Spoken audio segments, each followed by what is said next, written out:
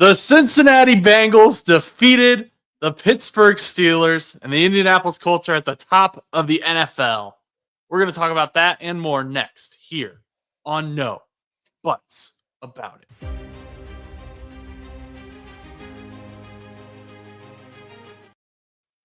Oh no! Okay. Well, the countdown. Yeah, you didn't do the full show. It's just there's no countdown. Guess what? You know You what? We're really gonna do wanted it to again. just Run get it back. into it. Countdown. Okay, fine.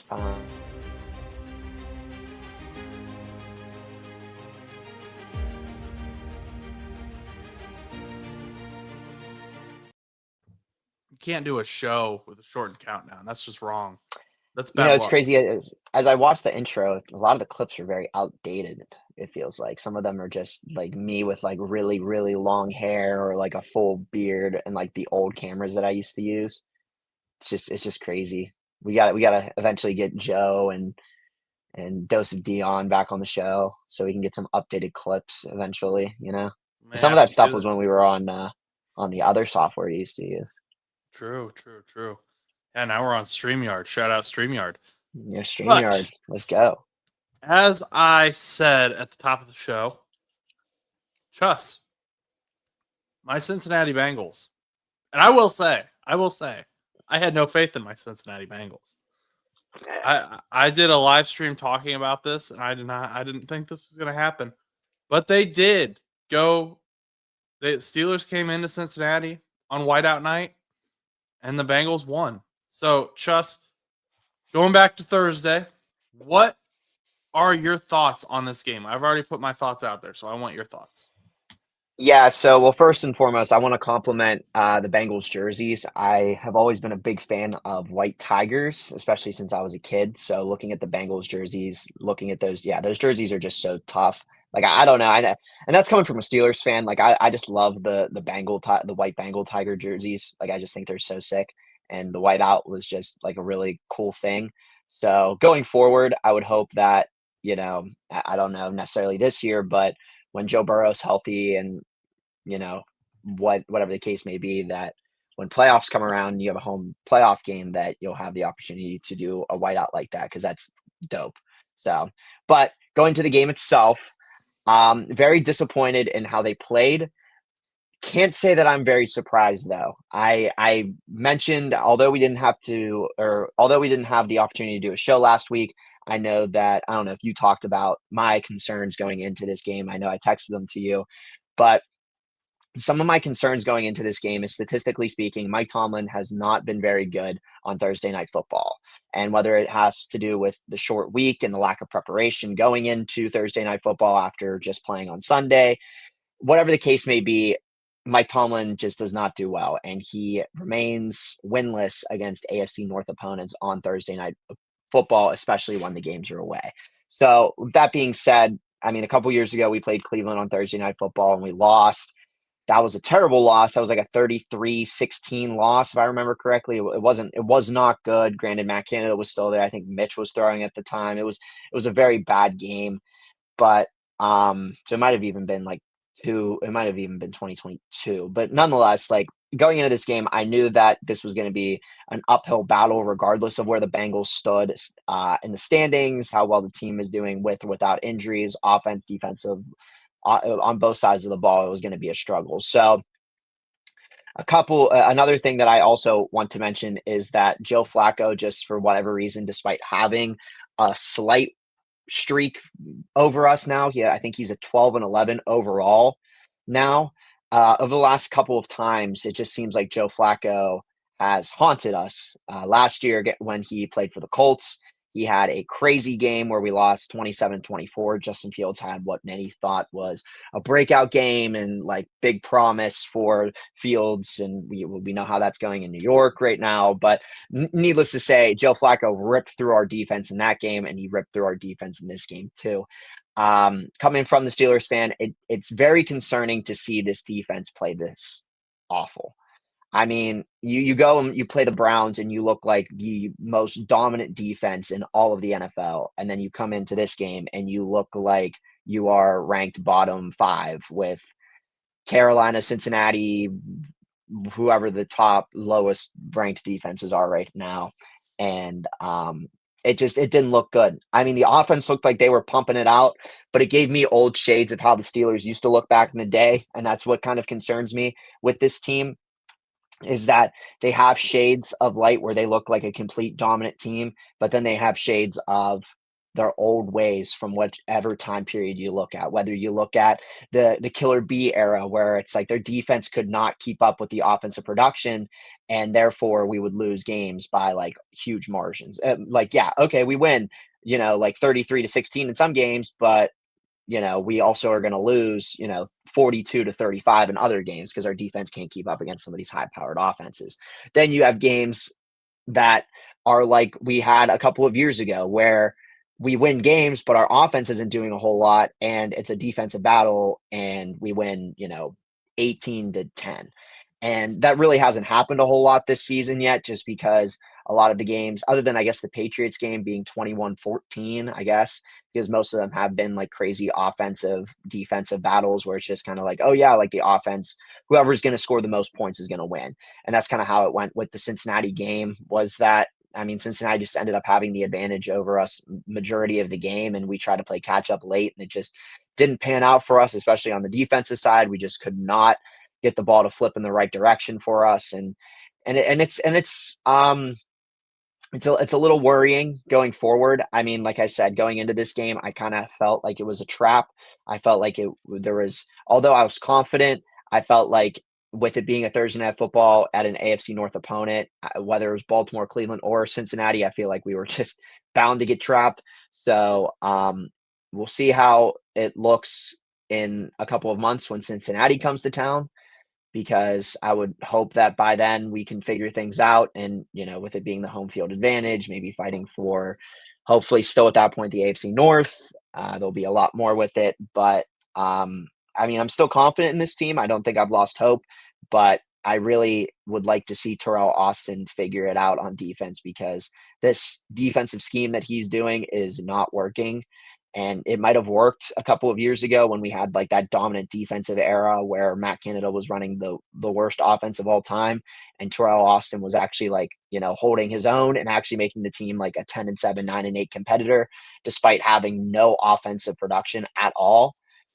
He needs to tap back into that. And whether he has or hasn't, he's got to do something differently. Arthur Smith, I think, is doing all that he can. And I applaud him in all of the offensive plays that he's doing, these tight ends. I mean, every single one of our tight ends scored in the Cincinnati Bengals game. It's great to see these tight ends get involved. Aaron Rodgers has looked great. The run game has looked up and down, but has also had very good shining moments as well. Offensive line still needs some work, but nonetheless, I think that the offense is doing great, and Arthur Smith is doing a terrific job. I think Terrell Austin is the one that really just needs to step up, because he has the highest paid defense in the NFL. And I get that Cincinnati has two of the top wide receivers, arguably in the NFL, whether they're 1 in 10 or 1 in 15. Like they have two of the T, and Jamar Chase are arguably, T could probably be a wide receiver 1 on a team, more or less. Like he could go somewhere else and be a wide receiver 1 easily, but they just happen to be both on the same team. So that being said, you can't let that happen with a top paid defense, whether they're, getting up there in age or whatever the case may be. You just can't let this happen. And with a tough schedule towards the end of the year and with some tough games coming up, the schedule is only going to get harder. At one point, we thought that the Colts game would be easier, but now it's going to be more difficult. I mean, you play Green Bay, who's at the top of the conference right now, I believe one of the top teams in the conference over in the NFC, on Sunday. Then you play the Colts, who are at the top of the conference as well. You also play the Browns in there, which once again, hit or miss. And then as it just continues to progressively get further and further into the season, you got Buffalo, you have Detroit, you have Baltimore again. Like these games just get worse and worse. And if you can't figure it out, you're just going to keep losing. And I would like to think that a lot of our home games will play well. Like this Sunday, I'm expecting a lot better of production. I think that we'll beat the Packers, just because the Packers have been struggling a little bit on the road. They look like a completely different team at home than they do away. So hopefully the Steelers can tap into that and just play strong on Sunday night. But this Thursday night game was really disappointing for Steelers fans of all kinds, and losing by 2 points, I can feel Stan's pain because obviously we won week 1 by 2 points, and now we have lost by 2 points to a division rival. So definitely a tough loss going forward. Yeah, so a couple things I want to address there. The First of all, Kirk Herbstreit nailed it. I think he got it perfectly. He said in the fourth quarter, all the Bengals fans right now are thinking about this is going to be a 30-31 loss for the Bengals. Mm-hmm. The Steelers are going to somehow come back, kick a field goal, and they obviously didn't end up winning. But when that Hail Mary went up, that like 70-yard Hail Mary, Aaron Rodgers still has an arm. So first of all, I fully thought that's how that game was going to end. But two major points here. So first of all, we'll get to the defense, but Aaron Rodgers seemed flustered very early on, in my opinion. Okay. And Aaron Rodgers is someone who you can see it on his face, like when he's like getting mad. And he wasn't really pressured at all. There were points where he had 12 seconds to throw. However, it almost seemed like his own offensive line was bothering him more.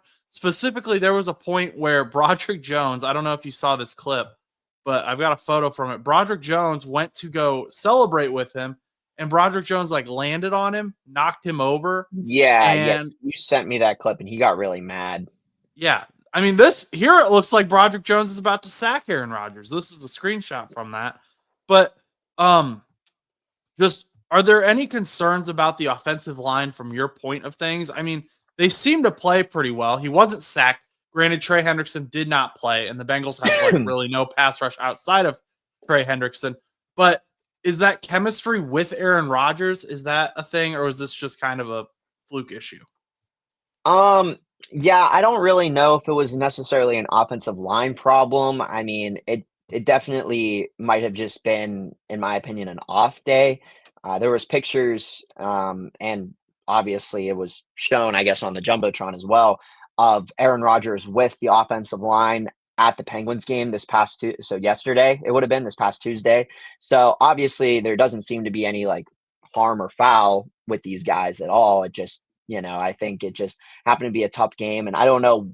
I mean, that video you showed me with Broderick Jones, like almost like pretty much tackling Aaron Rodgers. I mean, I could arguably see why he would be upset in that, like, because I mean, Aaron Rodgers wasn't expecting it. He got tackled by somebody that's like twice his size.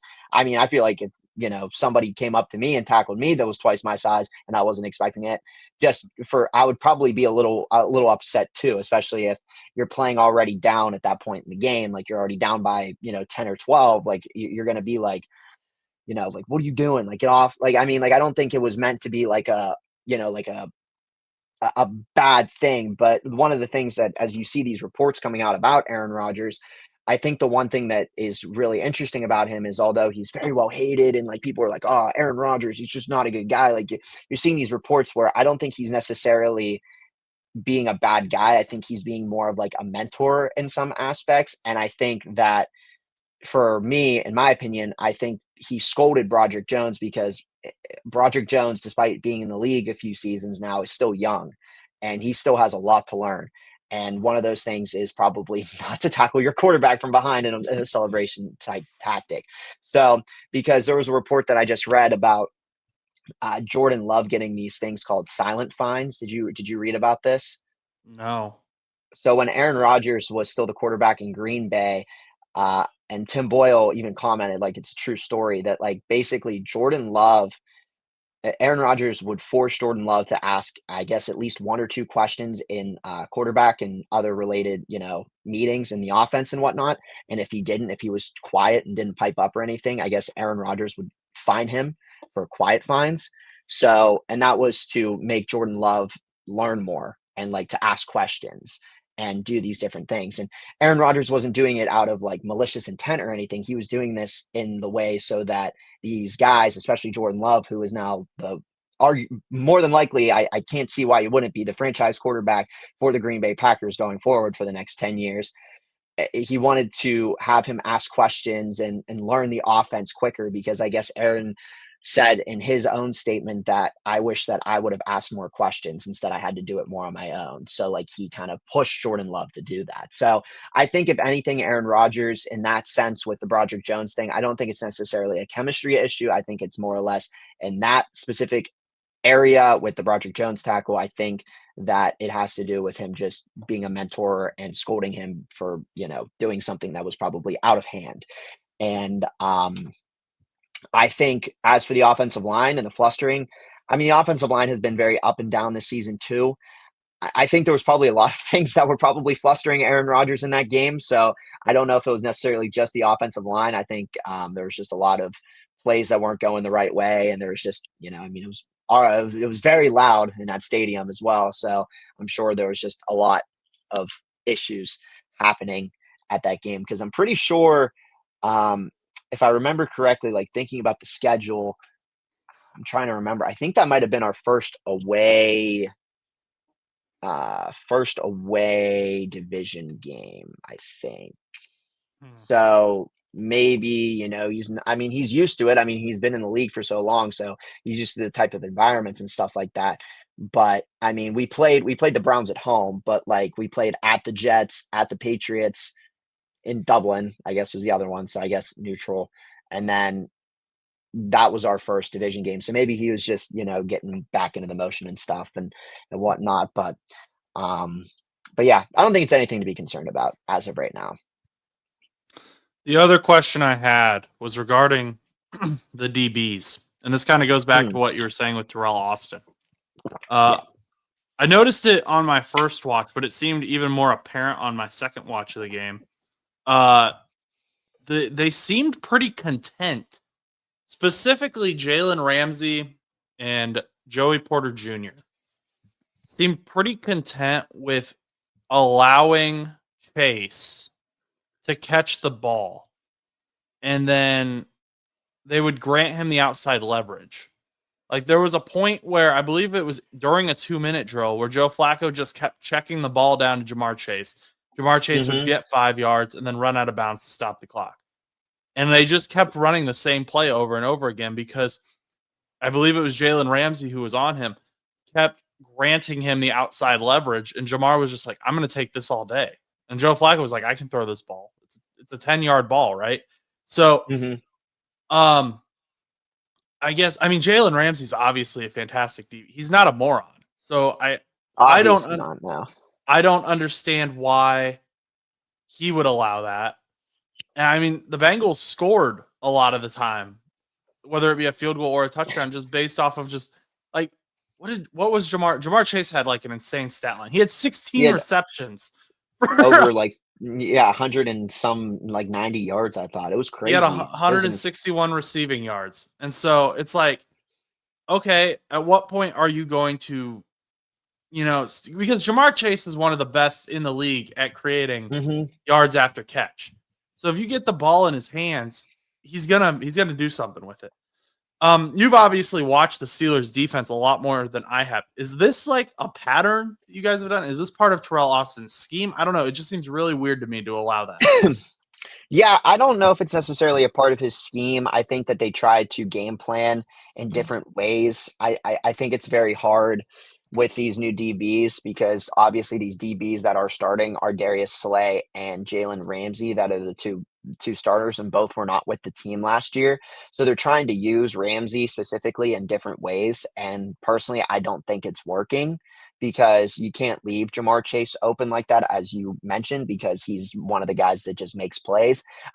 You saw that face, like Joe Flacco's face when it popped up when Jamar Chase didn't catch the one ball that was thrown to him, and he was just shocked because like Jamar Chase, he had like literally magnets to his hand. Like he just would not drop the ball. So like it was shocking. And the problem is like if you're playing like this weird type of zone defense, which didn't look like they were playing, but like if you're playing like the zone defense where you're not really on the guy, but you're kind of just in the zone, letting Chase catch it and then just kind of tackling him, I don't think in that scheme it's going to work against the Bengals wide receivers. It might work against other teams, but just not in this case with these guys. But I'm a little concerned with Jalen Ramsey and Darius Slay. I feel like partially, I think their age is starting to show on them a little bit.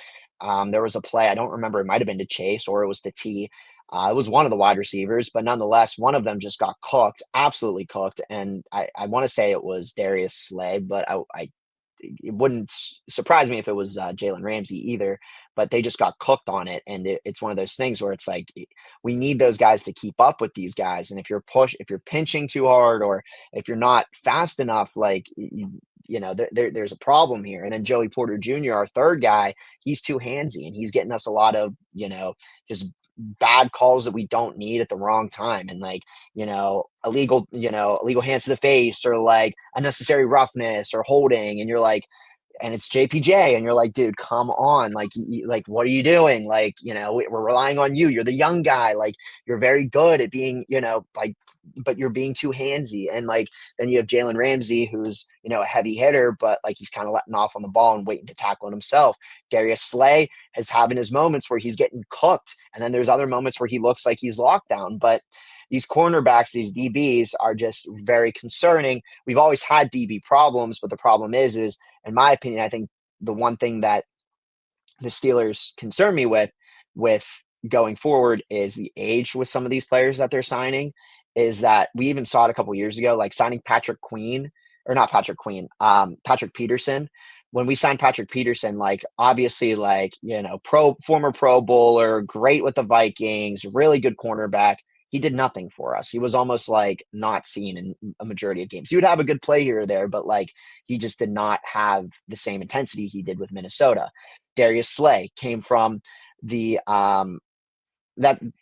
Darius. Yeah, I keep thinking of So Slay comes from the Eagles, Super Bowl champions. He isn't producing, but he's also 35. Jalen Ramsey has had a couple good plays here and there. He's also 31. He's coming from, the Dolphins. He was a really good cornerback in his years prior.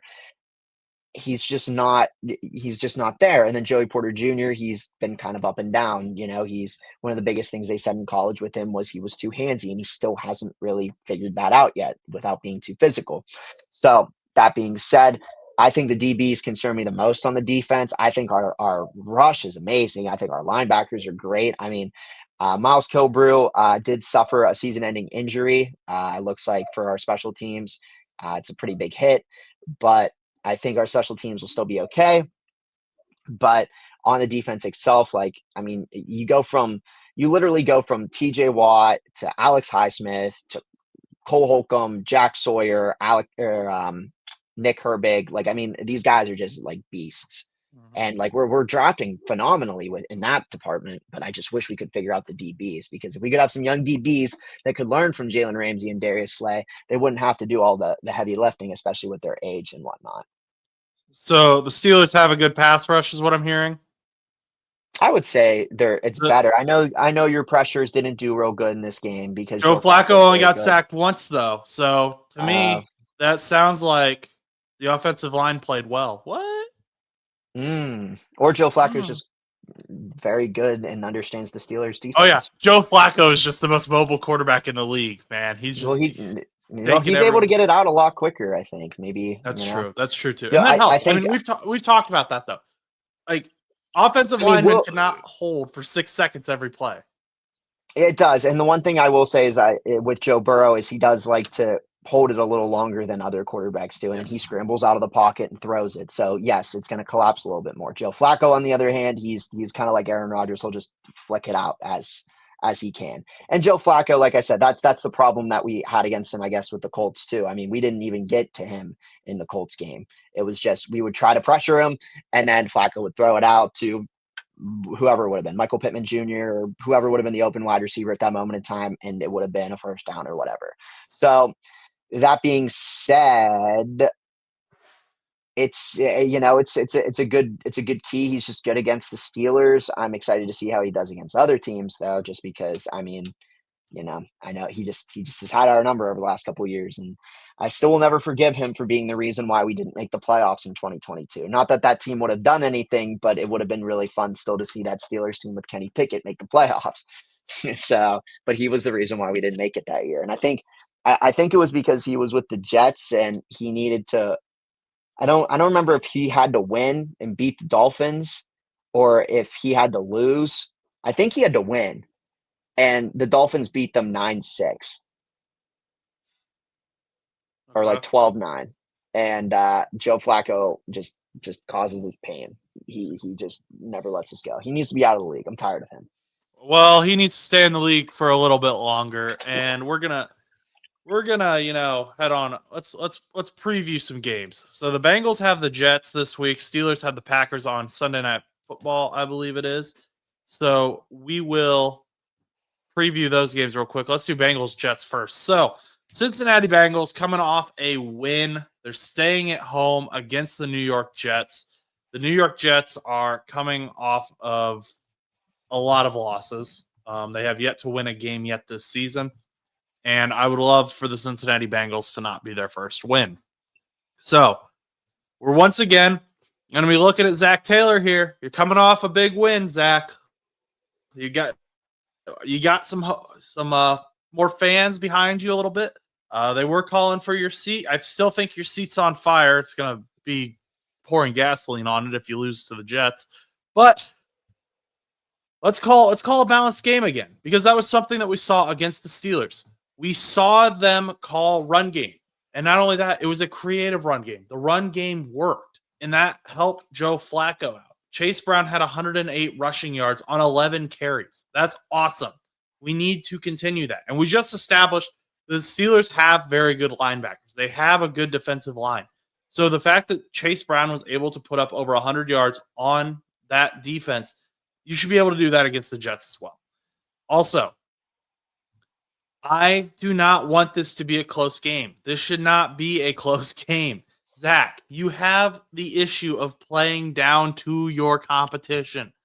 Blow them out. Just go full Dan Campbell, pedal to the metal, and just, 40 to 7 should be the score. Something like that. I want to see, I'm sorry, Stan. I feel like this team has to have a game where they are like, shoot, we're the Cincinnati Bengals.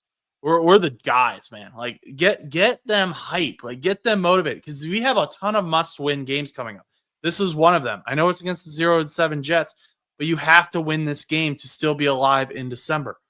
One of the things that I will bring up concern, though, just with the Jets is just, believe it or not, I mean, they're only losing games by pretty much like one touchdown or one possession, one scoring possession in majority of these games. I mean, yes, the Panthers and Broncos, but Broncos, they lost by 2. Panthers, they lost by 1 touchdown.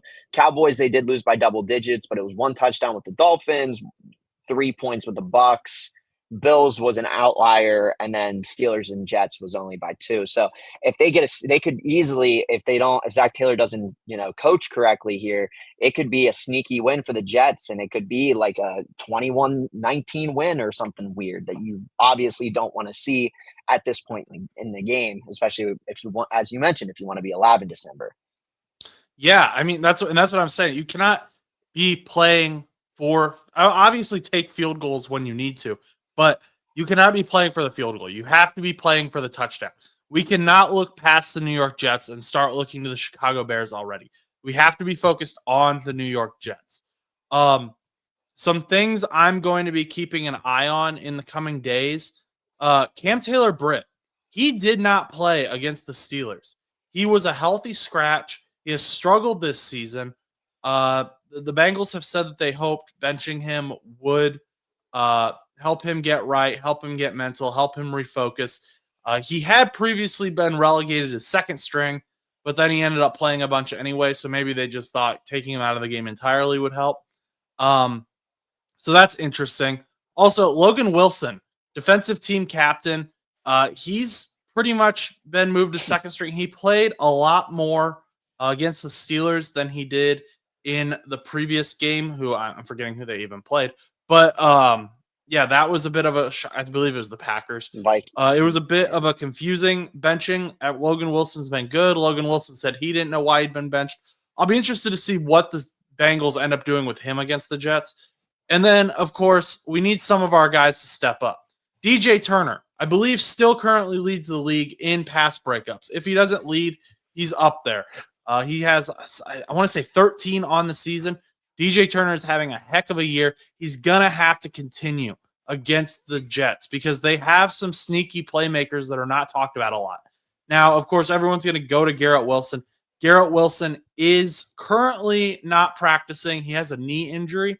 However, we don't want to make someone have a big game. The Vikings had Isaiah Rodgers on defense. He had a phenomenal game against us, and he became a household name suddenly. So let's not do that again. Let's not make people household names. Chus, your guy, Jordan Battle. Jordan Battle. Let's playing go. fantastic. I still see people on Twitter saying we need to cut Jordan Battle. I don't get it. Jordan Battle has been playing well. Is he the best safety in the NFL? No. But you know what? He's one of the top interception leaders in the league currently. I think he's tied for top 3 right now. He's got to keep continuing to make plays. This is what we need on defense. This is what the 2021 Bengals defense was all about. They were not a team that was going to cause a bunch of 3 and outs, which this team has a few times. That has gone overlooked, but they have caused some 3 and outs. But the 2021 Bengals defense would allow the other team to go down to the red zone, and then they would, boom, get a turnover. It was in big ways. We have to have our defensive playmakers make defensive plays. They did against the Steelers. Obviously, DJ Turner stealing the ball from DK Metcalf was awesome. Jordan Battle getting an interception as well was awesome. We have to continue to do that on defense. Demetrius Knight, my guy at the linebacker position, he has been playing fantastic. Continue to do so. I want to continue to see these plays happening. And this is something that is going to help with that, goal of just blowing out the New York Jets. Get a team win here. Get a defensive touchdown if you can. Obviously, easier said than done. But I just want the Bengals to just start playing FU football and just go out there and say, we are better than you. We know we're better than you, and we're going to show the world that we're better than you. Because there are still people talking trash about the Bengals defense, and they've got to be sick of it too. I'm sick of it, and I'm not on the team. I can't imagine what these guys are feeling. Go out there and show the world who you are. Yeah. I mean, you said it in a nutshell. I mean, it's going to be interesting, though, to see how they play. Like I said, I mean, I would hope for your guys' sake that you won't, play down to the competition like Zach Taylor has historically done, as you've said. So we will see how it'll all pan out. Like I said, only time will tell. But don't be surprised if the game ends up being close, because the Jets have been playing very close this season against some of these teams. Like I said, a lot of these teams are very good teams too that they're playing down to, or they're playing very close games with. I mean, yes, Carolina is still kind of trying to figure it out, but they're a young team that's really on the up and up, that's had very decent offensive production, and they played 13-6. The Broncos, people are looking at them as a possible underdog going into playoffs this season, and they won last minute 13-11 over the Jets. I mean, and even the Steelers, people are saying that, are honest, obviously, there's a lot of time still left, but people still have the Steelers as a possible favorite to win the AFC North. They beat the Jets by 2 points. I mean, this team, if it was reversed right now, they would probably be 5-2. If they didn't have if it was Chiefs luck like they did last year with the Chiefs, and they were on the reverse of all of those games, they probably would be about 5-2 right now, or they would have close to a winning record, more or less.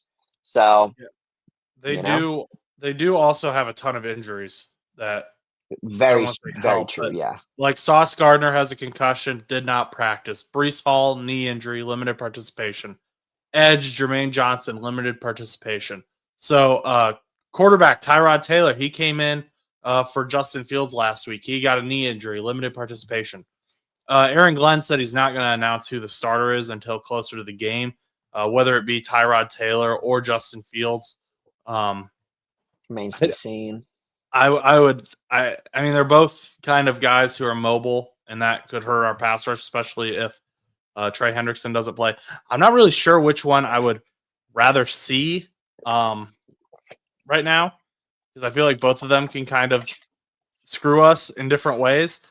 But I think the Bengals should just prepare for both. And again, just go out there and prepare to don't focus on who the other team's quarterback is. Focus on who you are as a defense. Create some plays, create some turnovers, and just show the world who the Cincinnati Bengals defense is. We are the Cincinnati Bengals. They have good players. They have good players on this defense. It just has not clicked. There are guys on this team. You know that. There are guys on this team that you really like. And so it's frustrating. Show the world who you are. Well, speaking of Jordan Battle, he had an interception against the Steelers. Right. I watched it happen. Why are people saying Jordan Battle needs to be cut? He literally is actually probably giving you guys more turnovers than, some of the other playmakers on your team. No, he's been playing fantastic. I don't know what it is. He hasn't been perfect all season. I'll say that, but he's had some misses, but he's been playing fairly well. Better than what the safeties were playing last year when he was benched. So I'll take it. I'll take it. But this needs to be a blowout for the Bengals, in my opinion. Chus, you guys have the Packers. Yeah. What are we thinking? Packers versus Steelers, or Packers? Yeah. Packers versus Steelers. This is a crazy Sunday night football game. I figured it would be Sunday night or Monday night, just depending on what they were feeling. And Aaron Rodgers, Jordan Love, Packers coming to Pittsburgh. A lot of history there in many different ways. It's gonna be a fun game. I would like to see the Steelers bounce back this week, and I think I just got an email that in retrospect, no, nothing crazy. Insider information? No insider information. Oh. Statistically speaking, Mike Tomlin at home plays better Sunday Night Football. He has a better record Sunday Night Football. We've seen it though. Like I said, Thursday Night Football is just not our forte. Monday and Sunday night has just always been. I don't really know what the case is, but Mike Tomlin very historically is very good with those type of games. That being said, this Sunday will be very telling for this team. If we can knock off the Packers, that would be really good going forward. Obviously, we lost to the Bengals, a division rival, and we also have lost to the Seattle Seahawks. I really think that game earlier in the season would have been a lot closer had Caleb Johnson not made that, stupid move, whatever the heck he was doing. I think that game could have been closer, but it was just way too out of reach at that point, and it cost us the game, arguably. But I think that game could have been closer. If we can beat the Green Bay Packers by 10 points, you win 31-20. I think that's really, really good going forward and shows how good you are moving forward. And the thing is I like the Packers team. I think that they have a lot to show for. I think the one thing that's special about their team is their defense has the pieces to be a phenomenal defense, but man, on the road they've just not looked that great in my opinion. They've had their up and down moments. Like I said, you go against Cleveland, you lose 13-10. That's not good. And then you tie with Dallas, not good. You have your moments where this team should be doing way better than they should. They're obviously really, really good. I think are they first in the conference? Is that true? Let's see here. NFC standings. Yes, I know Eagles, they're first in the NFC. Oh, wait, that's why. That's not what I asked for. Thanks, Google. Eagles, I believe, are so actually, Packers are 4-1. Okay. Eagles are 5-2, the Buccaneers are 5-2, and the 49ers are 5-2. Mm-hmm. So okay. 4-1-1. They have less wins, but percentage-wise, the Packers are higher because of the bye week. Okay, so but you look at this, okay? So when the Lions went to Green Bay, they won 27-13. Commanders went to Green Bay, they won 27-18. Two teams that many people picked as the favorites to win the Super Bowl or go to the Super Bowl this year. Detroit and Washington, they literally just did not look great. Then Green Bay goes to Cleveland. Probably the worst team in the NFL, one of the worst teams in the NFL, has a lot of pieces to fix. They lose 13-10. 13-10. And then they come to Dallas and they don't win and they don't lose, but they tie 40-40, which I don't even understand how that happens. Okay. So then the Green Bay Packers come home, and that's Cincinnati. Obviously, they won 27-18 again. And then they go to Arizona and they win 27-23 against an Arizona team that has been so up and down this year. And when I say up and down, I mean that more than I mean Green Bay's been up and down, because Green Bay is more up than down, but Green Bay, when they're away, they look very shaky. And people say that, like, Acrisure Stadium, Heinz Field, Pittsburgh, wherever the case may be, it's not an easy stadium to play in. The field is terrible right now. I mean, that's another thing. People are calling the field unplayable. I mean, that field is garbage. I think it really needs to be fixed, but I honestly don't think that they're going to fix it for another month, because they have high school Whitfield championships there at the end of November. So I don't think it's going to get repurposed or whatever they call it until sometime in November anyway. But that being said, the environment, the Steelers fans are loud. It's always crazy. It's never easy to play in Pittsburgh. And I think Green Bay is going to struggle in this game just on that, and just the way that they've been playing away this season. Pittsburgh, they're home Sunday night. Statistically speaking, Mike Tomlin loves to play good on Sunday night. We've had some good Sunday night games in the past. Even last year, we had some close games, but we still pulled them out. And I think it's going to be a fun game. Nonetheless, I think it'll be a good game. I think Green Bay versus Pittsburgh, Aaron Rodgers versus Jordan Love will be good. I can see a possibility of us losing, but I think that the outcome is going to be more in our favor for this game. What do you think the team's message is this week? I mean, there's the obvious narrative of, Aaron Rodgers playing against his former team. He's going to go down known as a Green Bay Packers quarterback, but right. They're coming into Pittsburgh. What is Aaron's message to the team this week, you think? Well, I think Aaron might have a little bit of, I mean, I don't really know how much information he can give on the team. I mean, he can kind of give a little bit, but I mean, obviously when he played there, it was multiple seasons ago at this point. So obviously the schemes have probably changed year in and year out. You don't really expect a Matt Canada style offense every single year in any of these coaches, because a lot of these coaches are a little bit head higher than what Canada was. So that being said, I think Aaron's message is, just, play intense, just play like you want to be there, like play like you want to be here. I mean, I think Mike Tomlin's big message always being like, we don't want prisoners, like, just if they don't want to be here, then we're going to get them out of here. That's not like necessarily the mentality going into this, because nobody's like crashing out like we've had in years past, where people are crashing out on social media and stuff. But I think the idea is play like you want to be here, play intense. You're in Pittsburgh, you're home. The crowd is going to be loud. They're going to be behind you. You're not away in Cincinnati getting heckled by, AFC North rival opponents and whatnot. You're going to be home. It's going to be Sunday night. The crowd's going to be loud.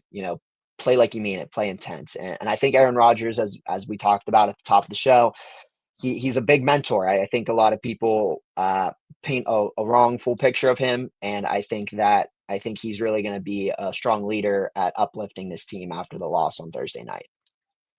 Okay. Sounds good. We'll see what happens. Obviously, I'm rooting for the Packers, but we'll see. We'll see what happens.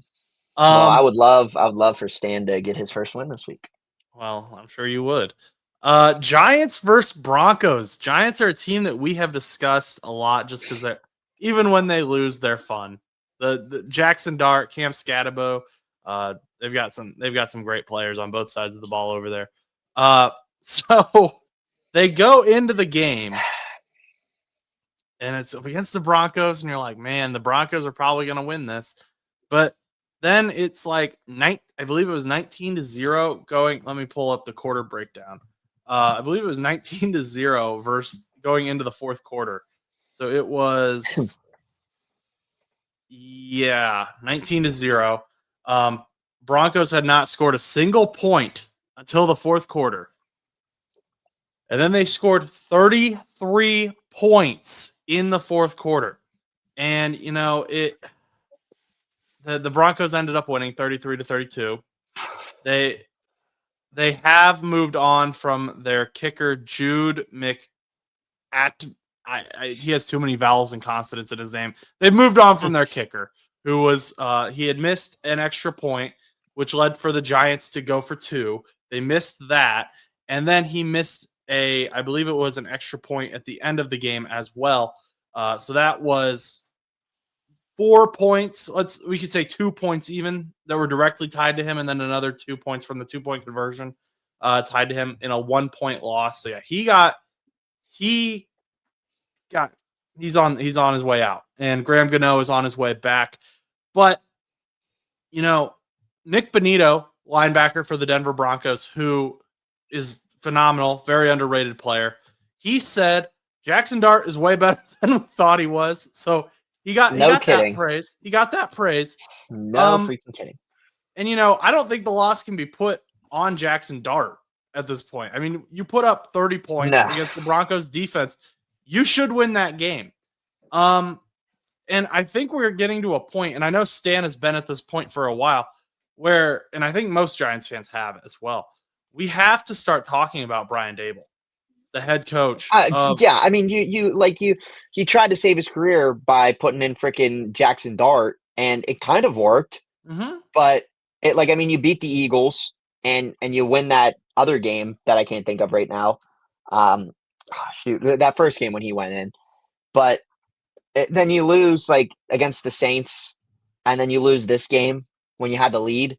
You can't blame that on Jackson Dart and Cam Scatterbo. They are playing out of their minds.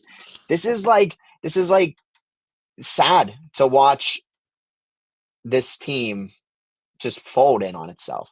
And it has to come down to the head coach eventually. I mean, I can't see him being here at the end of the year. I really can't, unless we see some miracle turnaround. But because at this rate, at the progression, at the rate that we're going, I mean, this team ceiling wise, it will be 7-10. Here's my thing. So I am shocked, first of all, that Shane Bowen, the defensive coordinator for the New York Giants, still has a job. Well, absolutely, yeah, I mean that after Sunday, absolutely. Brian Daboll came out and said he's not even considering coaching staff changes. Oh, great. That's awesome. Daboll, you should be considering coaching staff changes because allowing a team 33 points, which we've praised Bo Nix on this show. We are not Bo Nix haters. We are not Denver Broncos haters. These two, listen, these two quarterbacks are great. I love Bo Nix. I love Jackson Dart. Watching them do a shootout is awesome, but come on. Come on. But let's follow the train of what has happened under Brian Daboll. So have the Giants been great? No. And have they drafted well? Arguably, no. I would say they've drafted okay. But I think some fans would say no. Okay years.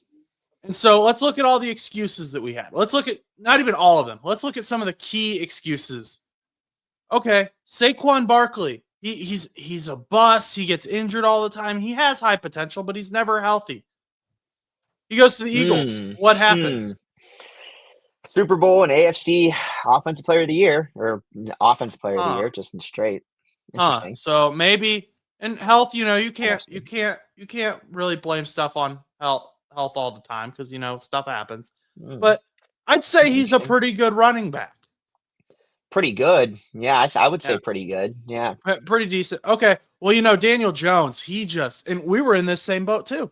Daniel Jones sucks. No kidding. Daniel Jones is awful. He can't, there's not a single scheme he's going to work in. He sucks. He's not going to win this franchise anything. We got to get rid of him. So they mutually part ways. Daniel Jones goes up to Minnesota, looks into the eyes of Kevin O'Connell, and some of that quarterback magic happens. That I don't know what Kevin O'Connell's feeding them boys up north, but he comes to the Indianapolis Colts. This is the biggest FU in the entire NFL. Yeah, but it's awesome though. I'm happy for Indianapolis Colts fans, but like, but yeah, F you. What do you do if you're Brian Daboll in this situation? I feel bad though because I genuinely don't want Jackson Dart to lose this potential here. Giants organization's got to clean house. I think you At sooner or later, you just got to like be like, you know what, offense, defense, quarterback or quarterback's coach, whoever, head coach, everyone's gone. Get everyone out of here. You know, just like clean house and just start over because there's something going wrong here, and we've talked about it on the show. Like this defense last year for the Giants wasn't bad. It really wasn't. Like they had some really good moments, and although they did not have a really good record last year, they had shines of light going into this season. I just, yeah. Sean Payton handed them the win. He got an unsportsmanlike conduct on himself because he walked out onto the field and was talking to the refs. Brian Daboll is out of excuses. I don't know what the Giants franchise is saying. You can't say, oh, well, he didn't have a good quarterback. Shane Steichen is not doing anything like super creative over in Indianapolis with that offense. Is it good? Is it creative to a level? Yes, but it's not like they're doing like a Ben Johnson type offense where it's like, you got freaking Jonathan Taylor throwing the ball to, random just practice squad players at times. It's very basic. They're just throwing Tyler Warren open. It's like, okay, you have a playmaker, throw him open. Novel concept. Brian Daboll is out of excuses. And if I am the New York Giants, I currently have two of the most marketable young players in the NFL, in Jackson Dart and Cam Scatterbo. You also have Malik Neighbors, who is a top receiver in the NFL and another very marketable player when healthy. And we forget about him because he's not here. We forget how good this offense could be if Malik Neighbors was here, and they still probably wouldn't do anything. You have to. You're out of excuses, Daboll. And I do not want... How much has Brian Daboll held back Daniel Jones? Could Daniel Jones have been something? Did they have their franchise guy all along? They could have built. I don't know. I really don't know anymore because he looks like a completely different quarterback in Indianapolis. He does. I think sometimes these organizations just need like fresh changes all the way around. And I think the Jets are another one that just needs fresh changes all around. You let Sam Darnold go, and look at his freaking, track record at this point. I mean, Seattle, Jackson Smith-Njigba is like 200 yards above every other wide receiver. And the only reason I bring them up is because that's another New York team. What is wrong with New York football teams? They both went through Kevin. I don't know what Kevin O'Connell's doing in Minnesota, but both those guys went through Kevin O'Connell at some point. I know, which is crazy. I mean, yes, it's great. Like, what Kenny Pickett needs to go. Send Kenny Pickett to Kevin O'Connell. Turn his career around, please. I want to see Kenny Pickett win a Super Bowl. I don't care if it's with. I don't care. I just want to. I want to see him actually win the Super Bowl. I want to see him actually go in and like throw like 3 touchdowns and actually be the reason why they win. Not the guy to take the knee. Okay, yeah, I think if you're Brian Daboll, you've got your excuses are out. You've got to show that you can win games with the team you have currently, or else you need to go because you're going to waste Jackson Dart's potential. And I think Jackson Dart has a ton of potential.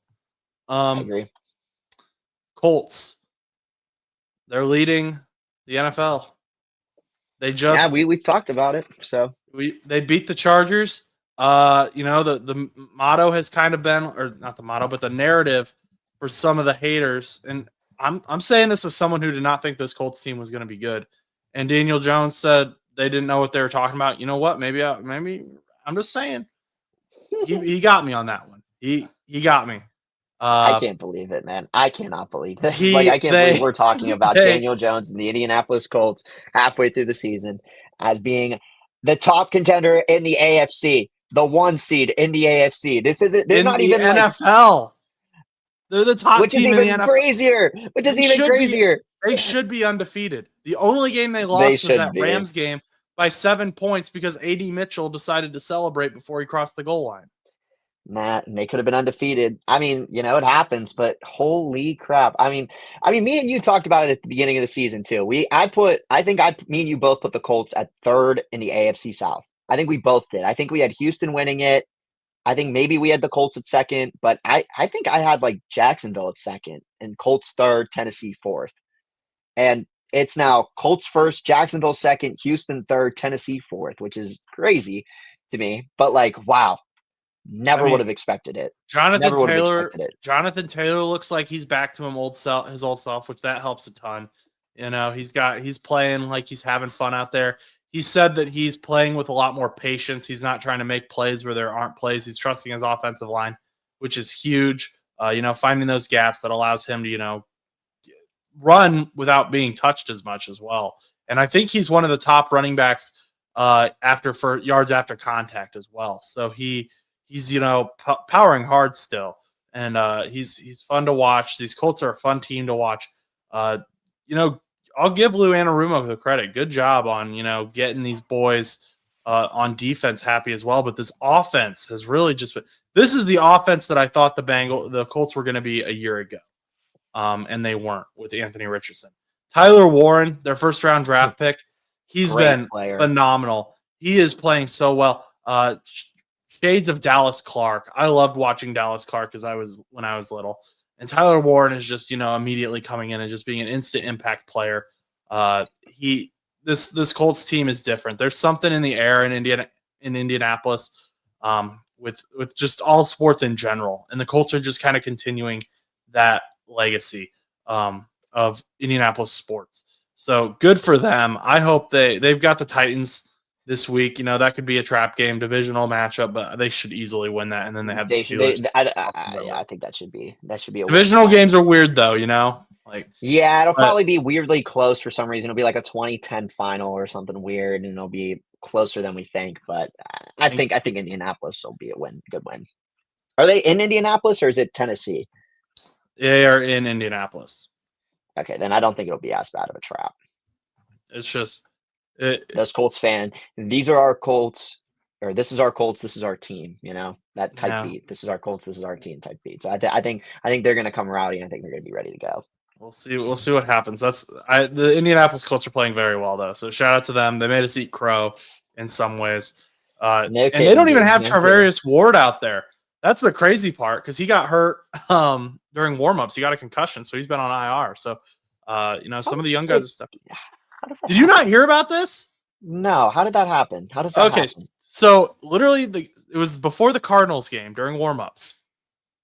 I believe the cutoff is 11:30 for 1:00 games to elevate people from the practice squad. Yes. At approximately 11:32 a.m. Eastern Standard Time, the Indianapolis Colts had one of the weirdest warmups ever. Travarius Ward ran into, I believe it was an athletic trainer, and got a concussion, so he was out for the game.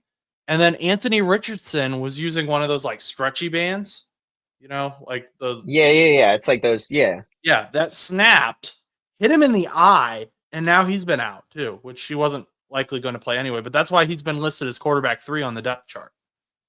That's so weird, dude. Both the same warm-up at home. It was just like right before the game, it was like Travarius Ward and Anthony Richardson are both out. They have warm-up related injuries. And I was like, that's so wild.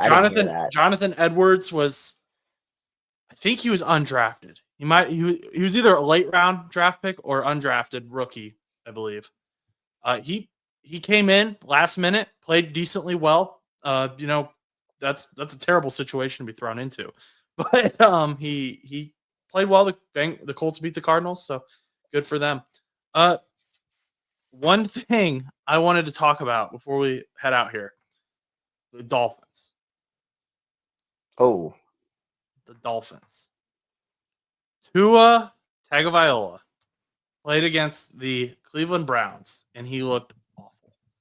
Wait, hold on 1 second. You go. I'll be back in a second. Okay. You hold this. Okay. Okay. I don't know. Did he just hand me an L and then leave? Okay. Anyway, Tua For those on audio stream, I can't see Chus. He turned off his camera, and I think he handed me an L as he left. But anyway, Tua had 100 yards for 3 interceptions, and then he obviously led the team to a 6-31 loss to the Cleveland Browns. The Cleveland Browns defense has been good all year, but they looked especially good against Tua. So now the discussion has become, Mike McDaniels has been on the hot seat. We've talked about that, but they have their rookie Quinn Ewers. Quinn Ewers here out of Texas, so he's been a pretty popular quarterback. And then they, of course, also have Zach Wilson, former Jets quarterback, former first-round pick, former Broncos quarterback. They have him as well. He's the third quarterback on their depth chart currently. So my question was going to be for Chus. However, Chus left temporarily. Do we think Tua should be benched? Is Mike McDaniels desperate enough that he thinks they need to bench Tua? I think that's a really hard discussion, and Mike McDaniels has just recently been extended as well. And the Dolphins owner has said that he doesn't really plan on firing Mike McDaniels unless the fans stop showing up to the games, unless this and that happens, unless they start losing money. Which the Dolphins fans, I say, let it be known if you want Mike gone, which I've been a fan of Mike, but there's no short. You have to admit the Dolphins have not been good this year. Chus is now back, but Chus, I was just talking about. The Dolphins owner has said he's not going to fire Mike McDaniel unless fans stop showing up to the stadium. Mike McDaniel was recently extended. We like Mike McDaniel. Mike McDaniel's a fun guy, but do you think the Dolphins, even though they're paying Tua a ton of money, have to consider starting Quinn Ewers or Zach Wilson this season? I would say, yeah. I mean, we've watched Tua just kind of plummet on offense this season. I mean, he had a couple first week 1 and week 2 games, I believe it was.